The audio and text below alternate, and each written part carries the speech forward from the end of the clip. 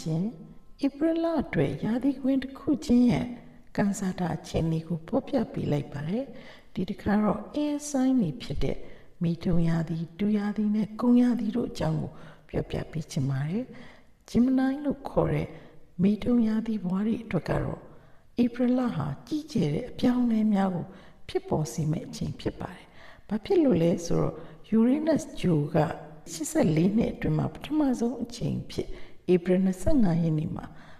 ဂျင်မနိုင်းရာသီခွင်ထဲကိုရောက်ရှိလာမှာဖြစ်ပါတယ်။တင်ဟာရုပ်ရဲ့ကိုယ်ရေးကိုယ်တာလွတ်လပ်မှုအတွက်ပြင်းထန်တဲ့လိုအပ်ချက်တွေကိုခံစားရမှာဖြစ်ပါတယ်။ပိတ်မိနေတယ်လို့ခံစားရတယ်ဆိုရင်တော့ဒီလဟာတင့်အတွက်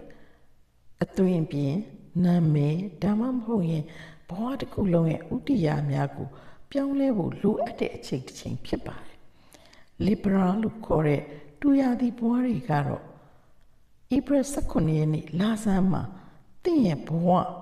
social life တစ်ခုလုံးပေါ့နော်လူမှုဆက်ဆံပေါင်းသင်းရေးတွေအကုန်လုံးအသစ်ကနေပြန်လဲစတင်ရပါလိမ့်မယ်ကဘာကြီးပေါ်မှာတင့်ရဲ့အတွေ့အမြင်တွေကြည်ပြန့်ပြောင်းလဲလာပါလိမ့်မယ်ခရီးသွားခြင်းနဲ့ဆိုင်တဲ့ခေါင်းနဲ့ရုပ်တရက်ရောက်လာတဲ့အတွေ့အတွေကတင့်ဘဝကိုပြောင်းလဲစေမယ်အဓိကတွန်းအားတွေဖြစ်ပါတယ်ရုပ်တရက်နေရာထိုင်ရင်းပြောင်းလဲတာဥပမာနိုင်ငံခြားကိုရွှေ့ပြောင်းတာဒါမှမဟုတ်ရင်ကြောင်းပြန်တက်ရတာမျိုးကိုပြုလုပ်နိုင်ပါတယ်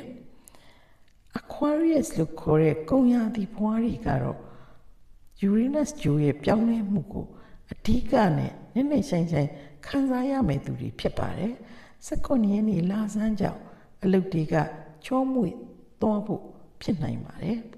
အဆင်မပြေခဲ့တဲ့အလုပ်တွေအဆင်ပြေလာမှာဖြစ်ပါတယ်အလုပ်ကိုင်းနဲ့မကပါဘူး